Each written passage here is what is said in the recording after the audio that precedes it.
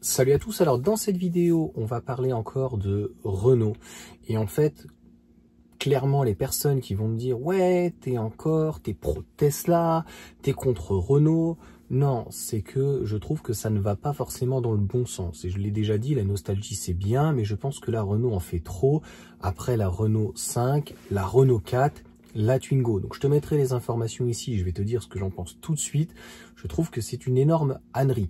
Surtout qu'elle repose finalement sur la plateforme, donc la nouvelle plateforme, si on peut dire, CMF.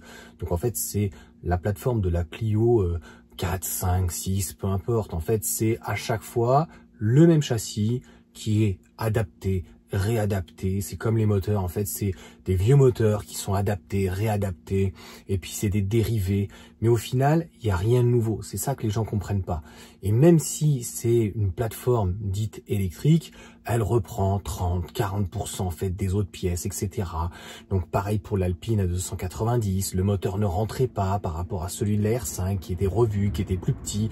Donc en fait, il a fallu revoir le berceau, etc. Enfin, il faut toujours réadapter, réadapter, réadapter, alors qu'encore une fois, une voiture électrique, on doit partir d'une feuille blanche. Alors pourquoi c'est une ânerie? C'est par rapport au positionnement du prix. Autant aujourd'hui en électrique, ils ont déjà donc ce qu'il faut, Renault 5, R4 et Scénic, Mégane aussi, donc pour schématiser, comme je l'ai expliqué, Renault va avoir de grosses difficultés à continuer à développer tout seul des véhicules notamment électriques et peut-être à terme donc thermiques. On va pas revenir dessus, il y a Geely qui travaille déjà, ils travaillent ensemble, il y a Mercedes, je pense que ça peut être très intéressant, mais Renault se retrouve extrêmement isolé dans la mesure où il ne va plus travailler donc avec Nissan, puisque le Nissan Ariya donc reprenait, il y avait tout ce qui était logiquement Mitsubishi, et puis la Micra, etc., donc qui va reprendre donc entre guillemets cette plateforme donc d'Ampère au niveau de Renault. Donc, ce qui est très compliqué en fait à comprendre aujourd'hui, c'est qu'on ne peut pas construire, on ne peut pas distribuer un véhicule électrique comme on le faisait avant.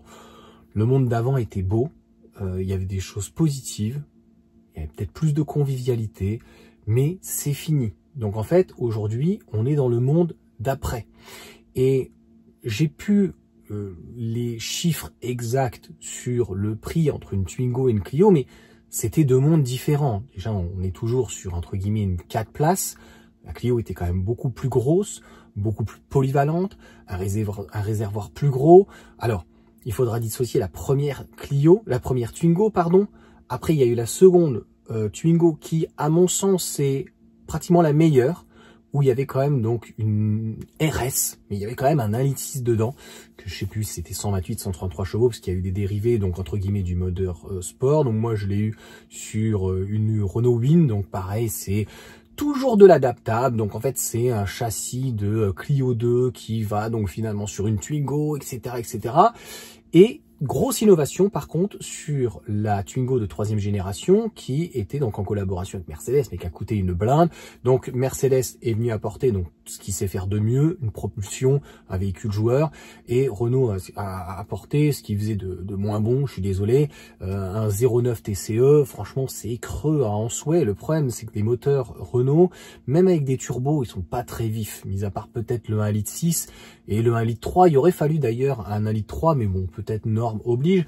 En fait, à un moment donné, ce type de véhicules, ils ne sont plus rentables. Donc, soit en fait, on essaye d'adapter quelque chose pour faire un access, un prix, et je vais te donner donc rapidement la solution. Donc, par rapport, moi, à la Renault 5, qui est juste sublime, c'est l'un des plus beaux véhicules de cette histoire.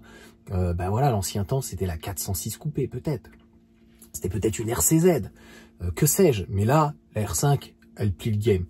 Antérieurement, ça reste quand même du Renault, c'est plastique. Au niveau du tableau de bord, c'est assez joli, donc quand je parle de la Renault 5, et ils vont pas faire des miracles d'ailleurs à l'intérieur dans la Twingo, ça va être repris donc au niveau de la Renault 5. Pour l'extérieur, on joue encore une fois sur la nostalgie, moi je trouve ça moche, c'est-à-dire que cette Twingo qui était révolutionnaire, aujourd'hui, toujours vouloir réinventer, comme je t'ai dit, il y a déjà la Renault 4, en fait, ça fait trop de citadines. Il y a la Mégane, qui a du mal à se vendre, hein. Franchement c'est pas folichon malgré le positionnement prix. Le Scénic c'est pas non plus folichon, c'est à dire que si tu enlèves la partie thermique en électrique, c'est pas folichon, voilà. Donc 3 citadines finalement, la R4 qui est finalement la plus polyvalente, la Renault 5 qui est assez petite quand même, de mémoire, donc on est sur du 3,93 m, et donc la Twingo qui va être encore plus petite et qui ne sera plus du tout polyvalente. Donc moteur de 82 chevaux, a priori ils vont travailler sur des équipementiers donc chinois. D'ailleurs quand on me dit « Oui Johan, tu n'y connais rien, ce ne sont pas des chinoiseries, etc. » Bah là c'est 50% pratiquement de chinois. Je pense pas qu'elle sera forcément fabriquée en France, je sais pas si on a l'information, mais ce qui est dommage, c'est qu'on perd la partie propulsion et d'avoir une belle petite bombinette. Pour moi, la Twingo électrique, elle était très chère de base, mais d'occasion, on peut en trouver des belles. Et c'est l'un des véhicules, en tout cas, les limites plus joueurs. Le seul inconvénient qu'on pourra reprocher, c'est qu'à la base, c'est une adaptation, c'est un véhicule thermique. Et donc voilà, il y a des pertes de place. Donc en fait, on n'a pas, à l'avant, on aurait pu faire un petit coffre. Mais c'était pas prévu de base. Donc on s'adapte. Mais bon. On va dire encore une fois, Johan, tu n'y connais absolument rien.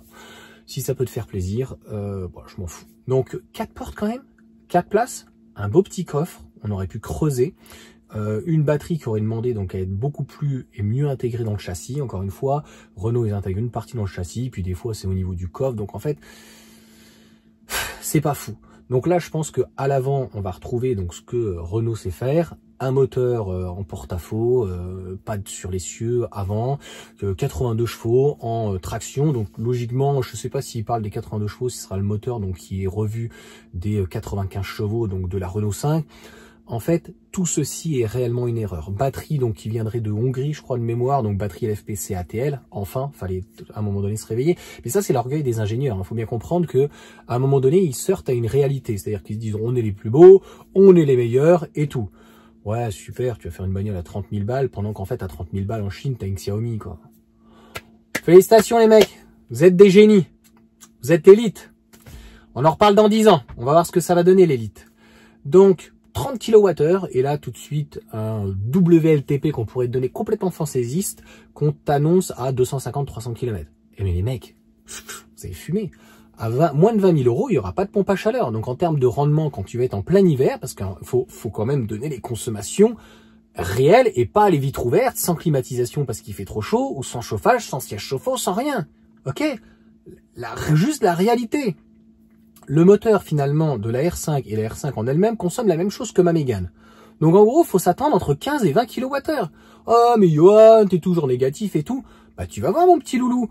Tu vas prendre ta batterie de 30 kWh, même si c'est une batterie LFP que tu pourras recharger à 100%, bah, tu vas pas faire plus de 150 km. Ouais, mais ça suffit largement. Alors c'est là où je suis pas d'accord en fait avec le nouveau monde. C'est-à-dire que le nouveau monde, en termes financiers par contre, c'est, on va dire, le même x 3. Ah non. Franchement, en termes de rapport qualité-prix, quand tu vois une Tesla à 40 000 €, c'est ce que Renault aurait dû faire, notamment avec Dacia, faire un véhicule complètement dépouillé et intégrer ce châssis chez Dacia de la Renault R5 et R4. Mais non, ils traînent. On préfère avoir une Dacia Spring qui a un châssis indien. Donc, on va se retrouver avec un positionnement prix que tu as bien compris. Hein, la Mégane qui va se situer aux alentours des 38 000, 34 000 même. Le Scénic qui est à partir de 40 000, qui est finalement, on se rend compte, très cher par rapport à un L-Rock. Mais on va me dire, oui, mais c'est fabriqué en France. Ok. Faisons tout fabriquer en France. Moi, ça ne me dérange pas. Hein. Ça ne me dérange pas j'aurai les moyens de payer une voiture française à 50 000, 60 000. Moi, je parle aussi au nom des autres personnes. Est-ce que franchement, tout le monde va pouvoir avoir les moyens de s'acheter un Scénic à 40 000 € qui n'est pas, à mon sens, polyvalent? Est-ce que quelqu'un aura les moyens de s'acheter une R5 en premier véhicule qui sera peut-être pas assez polyvalent? Donc, il va y avoir des améliorations, encore une fois, sur les batteries. Mais 30 kWh, en fait, on fera pas des miracles.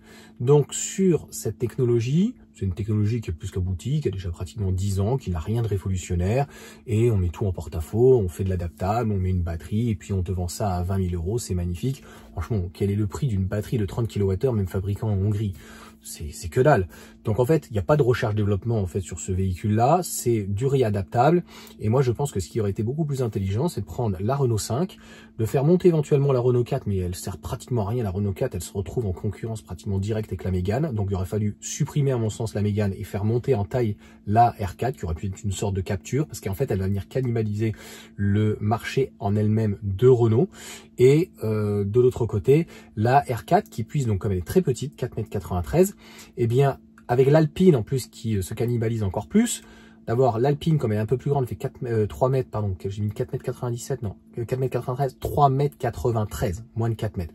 L'autre fait 3,97 m, un peu élargi. J'aurais laissé le champ même du possible à l'Alpine, plus aux alentours des 4 mètres, quelque chose de plus gros, et la Renault 4, un peu plus petite. Et là, son importance d'avoir une batterie donc LFP beaucoup plus petite sur une Renault 5 et sans port CCS aurait pu être intéressante. Franchement, va pas me dire que Renault n'est pas capable de faire une R5, donc avec cette plateforme-là, de garder la gueule de la Renault 5, de lui foutre des jantes de 15 pouces, un truc, franchement, sans options de série, pas de finition, une seule couleur au pire, et à 20 000 balles, on te sort une batterie LFP de 30 kWh, ça te fait économiser, on le sait très bien, entre 2 et 3 000 euros, t'enlèves le port CCS, il n'y a pas de problème, mais pas à 25 000, à 20 000 balles. Je pense que c'est tout à fait possible, mais non, on recrée encore une nouvelle voiture, une nouvelle, entre guillemets, plateforme, en tout cas une nouvelle chaîne de montage, etc. Et on joue encore sur la nostalgie, sur une Twingo, qui là perd par contre toute sa polyvalence par rapport à une Clio classique, une Twingo classique.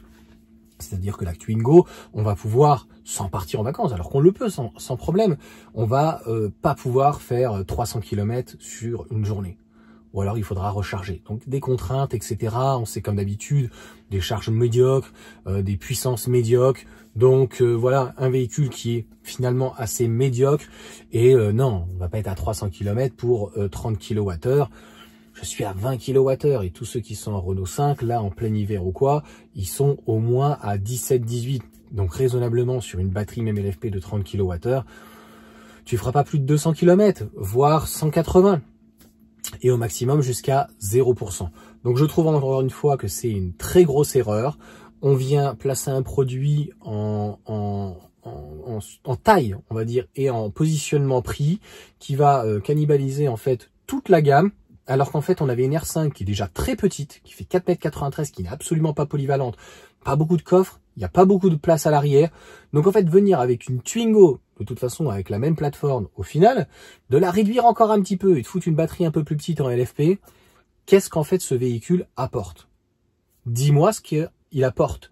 En termes de look, la R5 est beaucoup plus jolie. À l'intérieur, ça sera une partie d'R5. Au final, on joue sur cette nostalgie encore avec une 4 places. Mais c'est fini, les boomers, ce temps de la Twingo à 5000 balles. C'est fini. C'est fini, là, à 5000 euros. C'est fini, les boomers, là. On est à... Réveillez-vous, les mecs! Moi, je me fais porte-parole, en fait, des personnes, si tu veux, le SMIC, il est à 1400 balles. Le mec, on va lui dire, écoutez, vous allez acheter une petite citadine à 20 000 balles, en plus, il n'y a même pas de port CCS, il n'y a rien du tout, vous allez pouvoir faire 150 km dans la journée. Ok. C'est ça l'aventure. Ah, c'est l'aventure. Ah, c'est l'aventure. Tu vas faire 500 km dans la journée, tu vas t'arrêter 4 fois. Non, mais tu m'as compris, c'est pas comme ça qu'ils vont réussir à convaincre, en fait, les gens.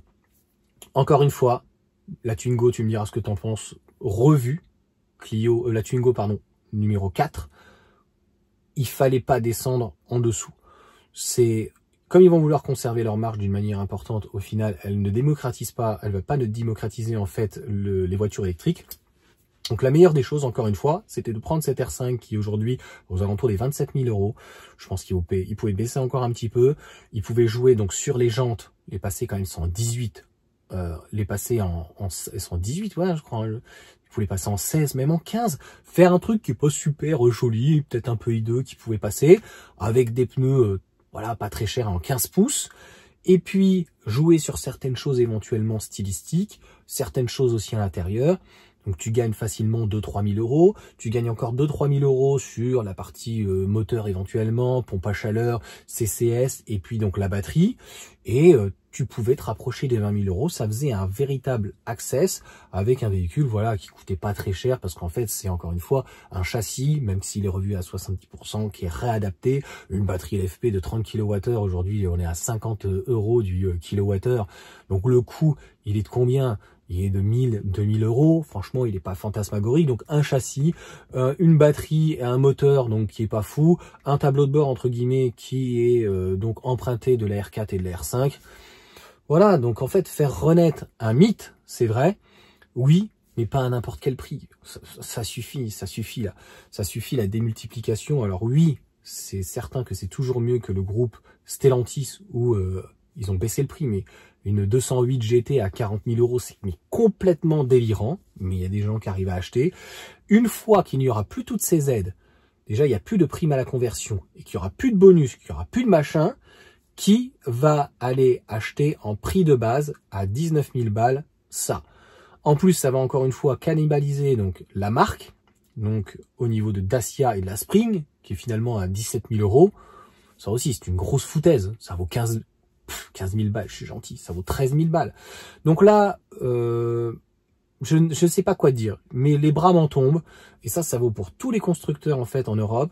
C'est que à un moment donné, il y avait une opportunité qui était de revoir tout de A à Z, de partir sur une plateforme de 4 mètres, avec des batteries LFP de 40 kWh, ça passait largement, de mettre le moteur en traction en propulsion mais sur l'essieu, de libérer de la place et de faire rentrer Renault dans un nouvel ère, de s'appuyer sur le leader mondial qui est Tesla, mais d'apporter des améliorations comme les écrans, éventuellement des radars, de simuler d'autres choses avec des caméras, etc., etc. Et on voit donc ce qu'on va nous proposer, c'est une Twingo, moi je la trouve vraiment pas jolie, on joue sur la nostalgie. Il y avait déjà de la nostalgie, encore une fois, avec la R4 et surtout la R5. Il fallait donc utiliser cette plateforme, le style de la R4, et de réduire en fait encore plus le nombre d'options pour avoir un prix access et abandonner en fait l'idée de la Twingo. Et après, je peux peut-être me tromper. Il y aura peut-être un engouement qui est extrême sur cette Twingo, mais il faut se rappeler quand même que les voitures étaient relativement chères et l'engouement se fait toujours sur le prix. Donc la Twingo à une époque était pas trop chère, la plateforme avec Mercedes a coûté absolument trop cher, etc. Les frais de développement, les normes, etc., etc. Et en électrique, bah oui, elle était complètement délirante et les ventes n'ont jamais décollé. Donc 20 000 euros pour une micro citadine, pour moi, c'est non. C'est beaucoup trop cher. Une micro citadine, on s'en fout que ça soit une Dacia Spring, que ça soit une Twingo, que ça soit un autre véhicule, ça devrait être à 15 000 balles. Le problème, c'est qu'il n'y a rien. Et encore une fois, c'est un prix de départ. Donc on risque de monter à pratiquement 30 000, entre 23 et 27 000 euros allègrement. Donc à 27 000 euros, tu n'auras même pas un véhicule qui est polyvalent. En gros, ça sera plus ou moins une IC3. C'est quand même catastrophique. Sans bonus, tous ces constructeurs européens sont capables de te proposer un véhicule donc citadin moyen haut de gamme à 25-27 000 euros. Alors tant qu'il y avait le bonus, avec 7 000, tu te dis ouais, bon, 25 000 moins 7, ça fait 18 000, mettons pour certaines personnes. Mais là, 25, 27 000 euros, 30 000 francs. Mais est-ce que tu te rends compte? C'est pas possible. Alors, je suis pas réactionnaire, mais c'est fini les volumes. Et à côté de ça, entre 25 et 35 000 euros, t'as aucun véhicule polyvalent. Hein, c'est pas mieux chez Stellantis, chez Volkswagen ou autre. Et dès que tu vas mettre entre 35 et 40 000, là tu commences à avoir du choix. Entre 35 même et 45 000 euros, là tu as du choix. Et donc faut pas s'étonner que l'on voit dans les pays nordiques, à partir de la Hollande, eh bien que les véhicules électriques, ce sont des véhicules aux alentours des 40 000 euros, des véhicules plus gros, des véhicules qui sont polyvalents, parce que personne n'a réinventé le marché en dessous de la compacte, mis à part à la limite l'ID3 en Allemagne qui essaye de casser les prix, coupera borne éventuellement, mais ça reste quand même très cher. On est quand même aux alentours des 30-35 000 et les gens, donc pour 5 000 euros de plus, même si c'est beaucoup d'argent, ils préfèrent avoir un véhicule qui offre tout. C'est-à-dire que tu peux te garer en ville, 4,40 m, 4,60 m, et c'est pour ça que par exemple la L-Rock, la Volkswagen, ce qu'ils ont fait avec la Skoda, très bon châssis, très bon moteur, très bonne batterie, un meilleur planificateur, c'est très classique. Franchement, c'est pas fou, surtout à l'intérieur, c'est un classicisme, mais c'est efficace. Est-ce que franchement, une Twingo à 20 000 euros avec une batterie de 30 kWh, c'est efficace? Encore une fois, tu vas me dire, ça reste toujours mieux que la Twingo entre guillemets actuelle, la Twingo 3 en électrique qui était à 30 000 euros. Oui, j'en disconviens pas. Même par rapport à la Zoé, mais je trouve que entre la Zoé et la R5, mais je trouve que technologiquement parlant, il n'y a pas eu un bond en avant. Je trouve qu'il n'y a pas eu énormément d'amélioration. Quand tu vois par exemple une Model 3 de 2019 avec batterie entre guillemets de base NCA, oui c'est ça, nickel, cobalt, aluminium, et les dernières versions, mais surtout à partir de 2022, voire 2023, mais là, les dernières versions, avec des batteries de 60 kWh, ouais, là, tu as une vraie efficience. Donc, en fait, tu peux te permettre d'avoir des petites batteries. Mais tant qu'en fait, tu fais des véhicules qui ressemblent à des parpaings, tant que tu mets, en fait, dans une citadine du 18 pouces, tant qu'en fait, tu ne mets pas de pompe à chaleur intégrée, qu'en fait, tu n'intègres pas, en fait, les technologies qui permettent d'avoir un véhicule qui soit et qui consomme le moins possible, ben, en fait, ta batterie, t'en fais rien. Ta batterie, elle te sert à rien. Ou alors, juste pour faire des tours. Et donc, c'était la vidéo d'ailleurs d'Automobile Propre. Et moi, c'est ce que j'ai dans la Mégane. Et quand j'ai pris la Mégane à 307 € en second véhicule, ça m'allait très bien. Il y a des gens qui me disent, non, mais tu racontes n'importe quoi, ça va très bien pour faire des longs trajets. J'irai jamais faire. En fait, je l'ai fait une fois parce que voilà, j'ai pas trop le choix. Mais j'irai jamais faire donc des longs trajets avec des véhicules qui, à mon sens, par contre, ne sont pas adaptés en fait aux longs trajets. Ou alors, encore une fois, tu vas perdre énormément de temps. On perd, et c'est inévitable, déjà un peu de temps sur un véhicule donc électrique. C'est inévitable, tous les 2 heures, on va devoir s'arrêter. Il n'y a pas une obligation de s'arrêter quand même 20 à 30 minutes. Il y a des véhicules, même jusqu'à 40 minutes. Donc, ne soyons pas fous. Donc, 20 000 € à 25 000 €, je le répète, c'est très important. Ça va être un véhicule qui, sur l'autoroute, de toute façon, fera à peine 100 km. Donc, ça ne me dérange pas, encore une fois, que ça reste en ville, parce que je vous connais dans les commentaires, certains me disent « Ouais, mais t'es toujours en train de râler. » Ça ne me dérange pas, c'est une citadine, il n'y a pas de problème. Mais tout le monde n'aura pas le budget, en fait, pour acheter plus. Je tiens à rappeler qu'à un moment donné, Renault, lorsqu'il y avait la Zoé, te laissait, il y avait un contrat où une semaine ou 15 jours, tu pouvais avoir un DCI scénique, tu comprends? Donc, aujourd'hui, on a la technologie. Aujourd'hui, on est capable en fait de faire des véhicules qui sont très efficients. La Dacia Spring, par exemple, est aux alentours des 10 kWh. C'est un véhicule très léger. Châssis indien, c'est pas fou. En fait, il fallait utiliser encore une fois ce châssis et l'intégrer chez Dacia. Et donc de dire, on va faire la force, on va faire des Renault stylés. Elle est magnifique cette R5. On va utiliser cette plateforme, on va l'amortir en fait avec Dacia. On va faire des choses plus... il n'y a même pas besoin de faire aujourd'hui le cost sur la véhicule électrique. On va faire quelque chose vraiment de très très simple. Et notamment, c'est là ce qu'ils n'ont pas fait. C'est-à-dire que d'un côté, on faisait la R5 vraiment qui est un petit bijou, pas du tout technologique, mais en termes d'esthétisme. Et d'intégrer en fait Dacia pour essayer de faire baisser les coûts, baisser les batteries, mais surtout la plateforme, si on peut dire, donc le châssis et le moteur, etc. Et démocratiser donc ce type de véhicule. Et de l'autre côté, bah, une Dacia aujourd'hui, ça peut être comme une Tesla. Pourquoi ça n'a pas été fait? Tu fous un petit écran, tu mets tout dessus, tu utilises Google Automotive si tu veux, t'as pas besoin d'avoir de double écran quoi, tu fais un écran de cette taille-là. 2 fois la taille de la Tesla, ça suffit largement. Tu fais une Sandero avec une batterie LFP de 40 kWh. Aujourd'hui une Sandero, mais c'est encore pire sur le Duster ou autre. Je ne sais pas par contre s'il pourrait faire plus grand avec cette plateforme, mais ça n'a pas été réfléchi malheureusement jusqu'au bout. Eh bien, c'est d'être aux alentours des 20 000 € sur des véhicules qui proposent châssis, moteur et batterie, aux alentours de 40 kWh en batterie LFP, voilà, aux alentours des 20 000 €. Donc oui, ça a un coût, mais de proposer en tout cas un véhicule plus polyvalent, plus léger, c'est la stratégie de Tesla. Est-ce qu'elle est bonne ou pas? Oui.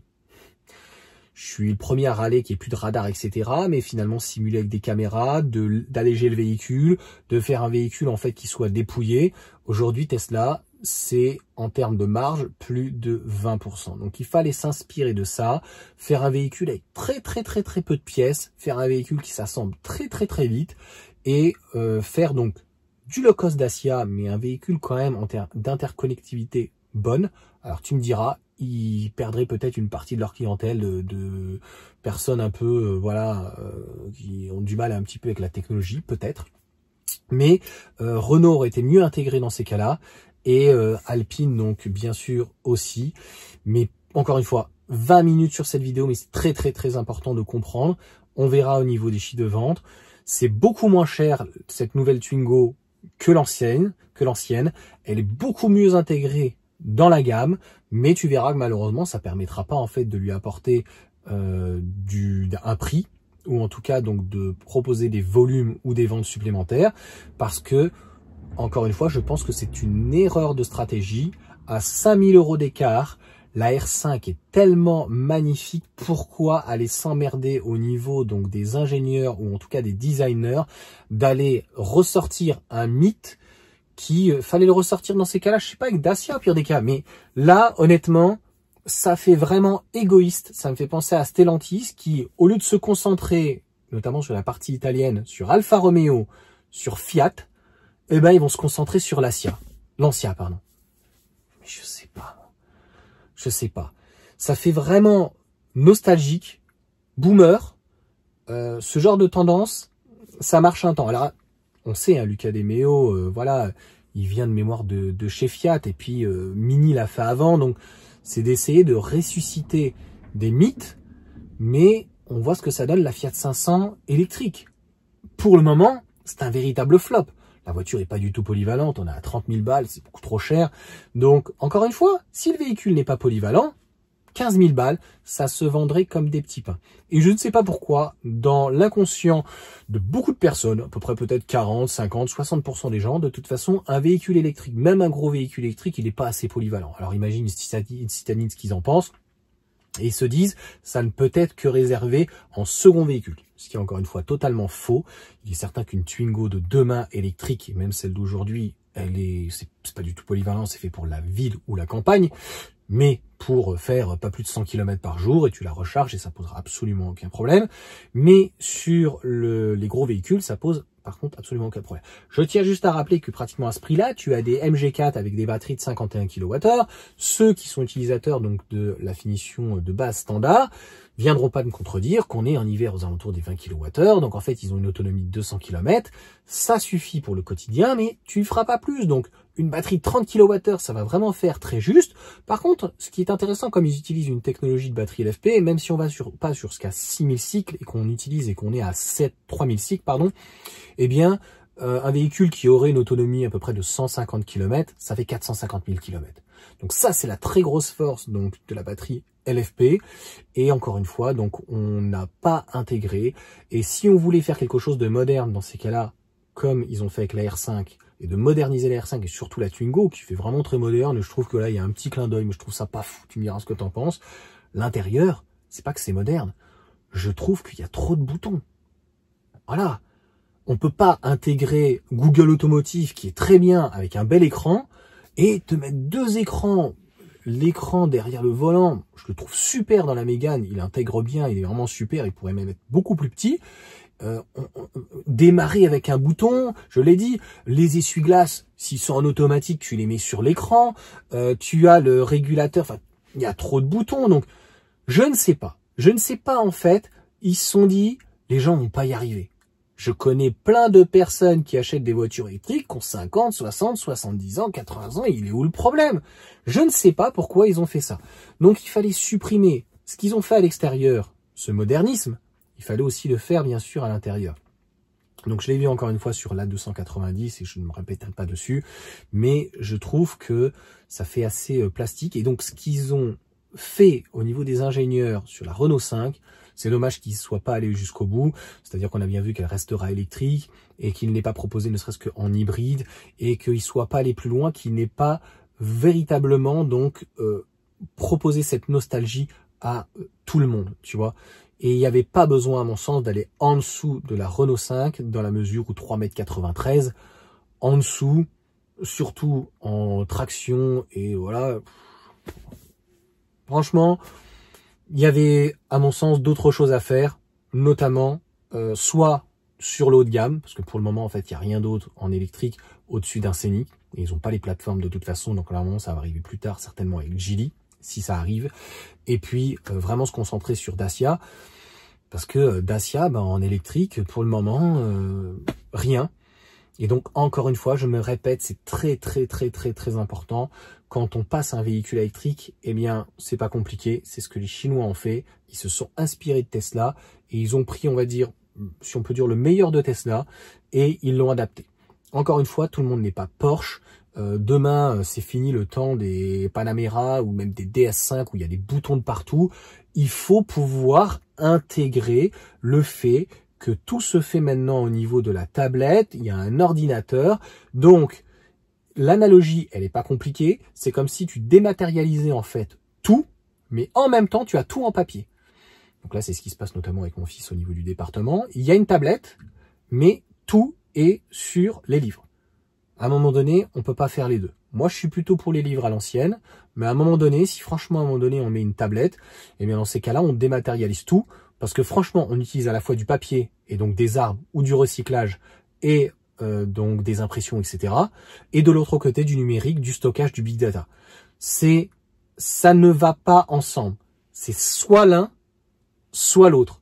Mais à mon sens, pas, en tout cas, les deux. Et c'est le défaut d'ailleurs qu'on peut reprocher encore une fois à Stellantis, par exemple, de ne pas faire, donc de faire en tout cas une plateforme multi-énergie. Et donc on a un véhicule qui sort, qui est sympa, mais qui n'est pas optimisé ni pour l'un. On s'en fout un peu du thermique parce que c'est pas très grave, ça reste léger, mais pas en tout cas pour le véhicule électrique. Et un véhicule électrique, il doit chercher en fait l'efficience. C'est très très très très important. Donc le design, oui. Le look, oui, la nostalgie, oui, mais avant tout, que tout, encore une fois, soit fait autour, en fait, du châssis. Le châssis doit arriver et on doit travailler autour, en fait, du châssis, de la batterie et du moteur. Et après, le reste, je suis désolé, c'est de la gnognotte. Je pense que aujourd'hui, il y a une véritable demande et il n'y a personne qui y répond. Je l'espère que Tesla arrivera en Europe avec une compacte ou en tout cas une citadine. Il est certain que si Tesla se réveillait, vu qu'il y a de la place donc en Europe avec donc la Giga Berlin d'une compacte, hein, il y a 700 000 unités qui vont, voilà, il y a 200-300 000 aujourd'hui et 700 000 l'année prochaine à terme, donc pour pouvoir construire un véhicule plus petit. Honnêtement, 4 mètres, ça sera vraiment très très très très bien, aux alentours des 30 000 €. Encore une fois, il y a personne qui sont capables de faire ça. Seul véhicule en fait qui est relativement polyvalent, c'est la EV3. Donc que ça soit Kia ou Hyundai, ils sont plutôt bons. Il n'y a pas de miracle. Ils te mettent une batterie comme le 3008, très très très grosse. Donc on ne recherche pas encore une fois donc l'efficience pour que le véhicule en fait consomme le moins possible. On le voit avec le Volvo EX30 qui s'est inspiré des Tesla, mais qui, comment dire, au niveau des finitions, de cette mesquinerie européenne, hein, Volvo, les Allemands, la France, eh bien, ils te font un prix de départ à 37 000 et il n'y a pas la pompe à chaleur, il n'y a pas tout ça, donc tu perds en efficience. Et ça, Renault, ils l'ont compris.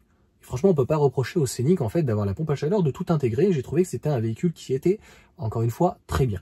Mais par contre, il faut bien reconnaître que là, même Renault est en train de prendre du retard en fait sur les batteries LFP. Surtout, ils sont seuls. Volkswagen peut revenir très très fort avec donc Rivian. Et nous avons donc nos amis allemands qui, ça y est, ont enfin décidé que Mercedes, là je pense que ça va faire très fort. Et on arrive un peu tard, 2026-2027, donc sur des batteries LFP. Et les LFP, c'est très bien. Tesla, c'est très très bien les gérer, donc c'est les meilleurs, en fait, non pas sur la batterie LFP, puisque ce n'est pas eux qui la font, mais ce sont les meilleurs qui la gèrent, en termes d'efficience, de puissance, en termes de régénération, en termes de charge, en termes de tout, ce sont les meilleurs.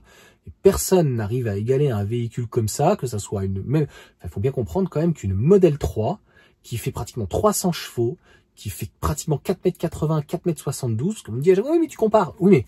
C'est juste pour te faire une analogie que, à l'extrême, tu as un véhicule qui est pas plus cher qu'une R5, qui est moins cher qu'une Renault A290. Si on met le côté look de côté, la R5 et la 290, c'est juste magnifique. Et on ne pourra pas comparer une citadine avec un véhicule qui est réellement dédié à un véhicule électrique. Mais regarde l'efficience. Regarde comment les batteries sont intégrées pour des batteries LFP. Regarde franchement tout ce qui a été fait. Et c'est pour ça que c'est ce que j'apprécie en fait dans les véhicules chez Tesla, c'est vraiment toute l'intégration. Tu regardes au niveau du Leapmotor, c'est plutôt pas mal, hein, la C10, hein, je l'ai revu en blanc, etc. Le problème, c'est que tu vois la gestion en fait de la charge, tu vois donc la consommation du véhicule. Il y a des lacunes. Et donc, il faut que Renault y travaille là-dessus pour pouvoir proposer des plus petites batteries avec du LFP, parce que franchement, la consommation et l'autonomie, elle va fondre comme peau de chagrin. On va très vite se retrouver avec des autonomies en plein hiver 100 ou 120 km, et puis quelqu'un qui est à côté d'un grand axe, qui n'est pas forcément en ville, s'il roule à 110 ou 130, honnêtement, il va pas faire beaucoup de kilomètres. Donc sur la journée, c'est des véhicules en fait où l'autonomie est réduite. 100-120 km sur la journée, ça peut être très rapide. Tu te posais pas ce type de questions avant sur une Twingo. Je pourrais te donner dans n'importe quelle région, quand je suis en Vendée, mais quelqu'un qui est dans le sud, n'importe où, il se dit, bah tiens, je vais aller sur la Roche, je vais faire 80 km, je suis en bord de mer, je suis dans un petit village, j'ai des potes qui sont pas très loin, tu vois, ils sont sur Blois ou ailleurs, il se dit, tiens, je vais aller à Ikea, je vais aller au Leroy Merlin, je vais prendre ma Twingo, je vais ouvrir le coffre, et puis je vais mettre les trucs de bâti dans le véhicule, pas de problème. Eh bien, honnêtement, ça va être juste. De pouvoir faire 80 km aller, ça va être juste. Avant, tu te posais pas la question pour une Twingo à 10 000 balles. C'est ça, en fait, la grosse différence. Tu avais quand même un véhicule citadin, mais qui permettait quand même d'aller faire 100 km à la ronde. Là, franchement, pour les personnes qui possèdent une Twingo électrique, je pense qu'ils en sont très contents, mais on ne peut pas aujourd'hui avoir la même utilisation sur un véhicule électrique qu'on avait avant sur un véhicule thermique. C'est ça, en fait, encore une fois, qui est dommage. J'ai pas ce problème-là avec la Mégane. Voilà, je peux, franchement, pour le quotidien, même quand il fait très froid, ça pose absolument aucun problème. Donc, franchement, là-dessus, très bien. Voilà pour cette vidéo, donc, qui est très longue. Franchement, je pense que c'était très important de revenir en fait dessus et de faire beaucoup de pédagogie en fait sur le véhicule électrique. Et c'est encore une fois pour ça que les gens vont choisir des véhicules un peu plus chers et qui sont polyvalents. Les gens qui regardent réellement un véhicule électrique, ils sont sérieux et c'est une évidence en fait de passer sur des véhicules qui sont aux alentours des 40 000 euros. Il n'y a pas que Tesla, encore une fois, l'Enyaq a cartonné en Europe et je pense que l'Elroq entre 32 et 42 000 euros va aussi exploser. Et malheureusement, nous, on est à l'écoute de notre propre marché, donc c'est très franco-français. Et malheureusement, pas de volume, pas de recherche-développement. Donc je pense que, notamment surtout Renault, une fois que là, c'est fini avec Nissan, eh bien, il va falloir trouver donc non pas un investisseur, mais un partenaire pour pouvoir donc développer des châssis, des moteurs, les batteries en fait ils n'ont pas besoin, et de revoir en tout cas vraiment la gestion. Le gros point fort aujourd'hui de Renault, mais c'est externalisé, c'est on va dire la partie Google Automotive. Mais après voilà, il n'y a pas de mise à jour, il n'y a rien du tout, c'est un véhicule très classique. Hein. T'as l'impression d'être dans un véhicule thermique, hein, voilà, t'as pas une régénération exceptionnelle, t'as des boutons de partout, t'as des palettes qui sont pas forcément utiles, t'as des boutons qui ne sont pas utiles dans un électrique, tu n'as pas de one pedal et tout, donc tu n'as pas en fait ce qui se fait de vraiment meilleur sur un véhicule électrique, et ça en fait c'est dommage. Allez, sur ce, ciao à tous.